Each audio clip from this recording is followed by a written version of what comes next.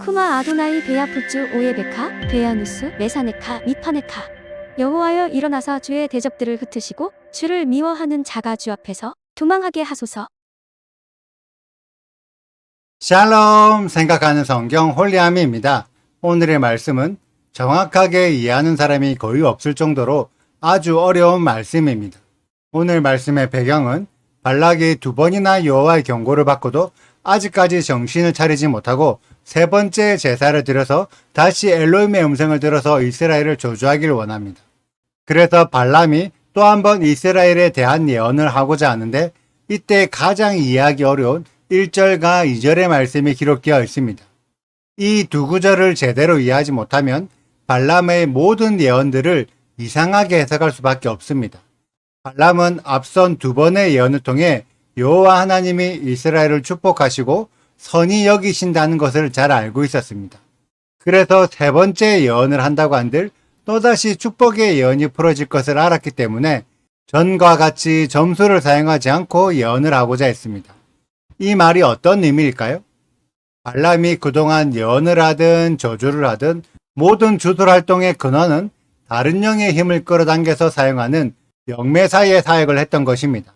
그런데 이번에는 어차피 예언의 결과를 알고 있었기 때문에 다른 영의 힘을 끌어당기는 방법을 사용하지 않고 그냥 자신의 힘으로 축복의 예언을 하려고 했습니다.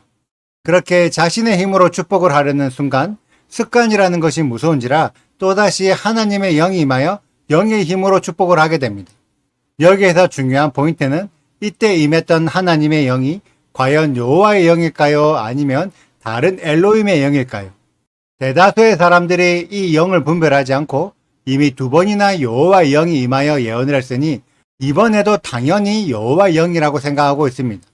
그런데 성경의 히브리 원어는 여호와의 영일 경우에는 정확하게 요드헤이 바브헤이라는 여호와라는 단어를 사용했고 다른 영의 경우에는 두리뭉실하게 엘로힘이라는 단어를 사용했습니다.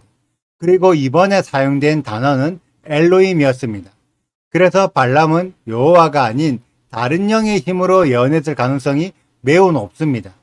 그리고 우리는 엘로힘이라는 단어만 맹신하지 말고 발람이 다른 영으로 예언했다는 증거를 찾아봐야 합니다. 그 증거가 3절과 4절입니다. 앞에 나온 두 번의 예언은 어리석은 발락을 꾸짖기 위한 예언이라서 발락에게 초점을 맞추어 예언을 했습니다. 그런데 세 번째 예언은 앞의 예언에서 사용되지 않은 발람 자신을 꿈에서 높이는 수식어들이 먼저 붙어 있습니다. 물론 이스라엘을 축복하는 내용의 예언이지만 그 초점이 발락을 깨닫게 해주기 위한 목적이 아니라 이스라엘을 근사하게 축복해 주므로 그러한 예언을 한 발람 자신을 높이기 위한 목적이었습니다. 이처럼 예언하는 방식이 앞의 경우와 전혀 다른 방식으로 풀어졌기 때문에 여호와가 아닌 다른 영이 붙어서 예언했다는 것을 증명하고 있습니다. 그런데 대부분의 사람들은 이러한 영분별을 하지 않고 이스라엘의 축복 예언에만 초점을 맞추기 때문에 발람의 예언이 누구의 힘으로 풀어진 예언인지를 구분하지 못하고 있습니다. 그런데 더 큰 문제는 상당수의 성령 사역자들이 지금의 발람처럼 성령 사역을 하고 있습니다.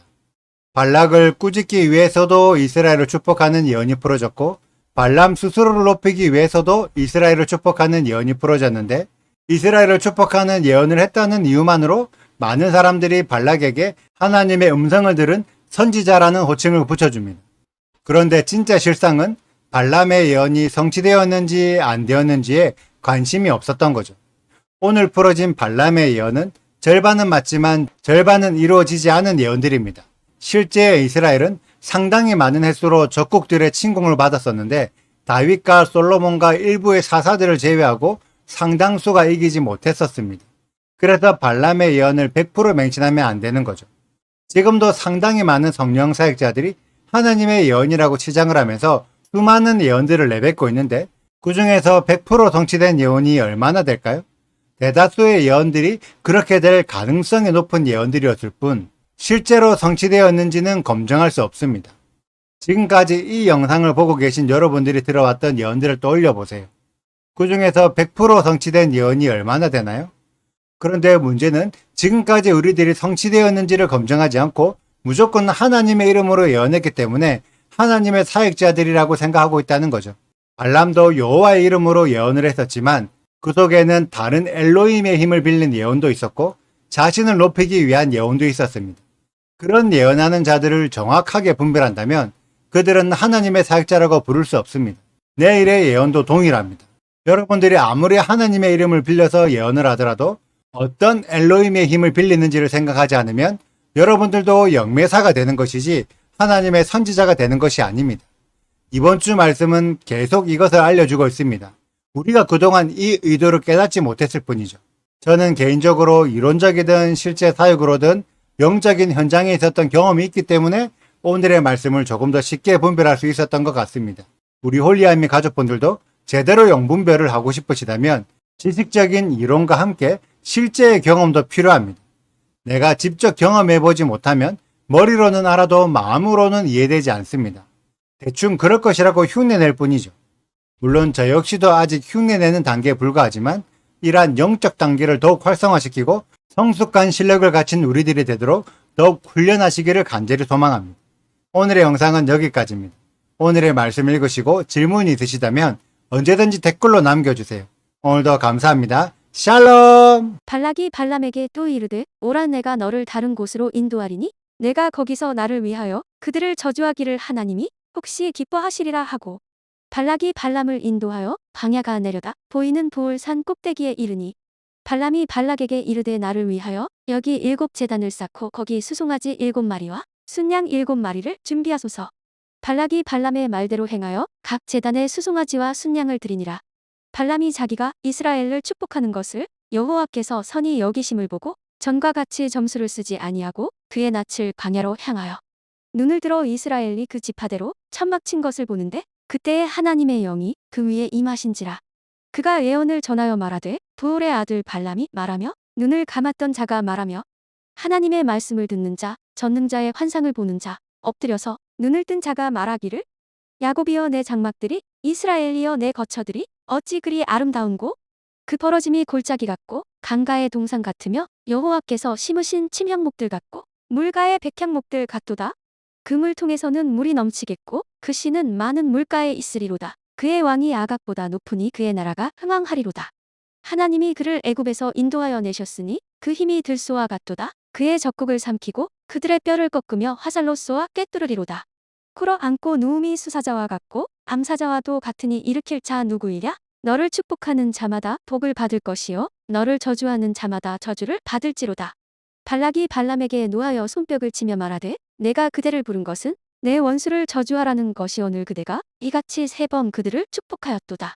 그러므로 그대는 이제 그대의 곳으로 달아나라. 내가 그대를 높여 심히 존귀하게 하기로 뜻하였더니 여호와께서 그대를 막아 존귀하지 못하게 하셨도다. 발람이 발락에게 이르되 당신이 내게 보낸 사신들에게 내가 말하여 이르지 아니하였나이까. 가령 발락이 그 집에 가득한 은금을 내게 줄지라도 나는 여호와의 말씀을 어기고 선악간에 내 마음대로 행하지 못하고 여호와께서 말씀하신 대로 말하리라 하지 아니하였나이까. 구독과 좋아요를 눌러주세요. 그리고 알림 설정도 해주시고요. 그리고 하트도 꼭 눌러주세요. 슈바 아도나이 리베보트 알레페 이스라엘 여호와여 이스라엘 천만인에게로 돌아오소서.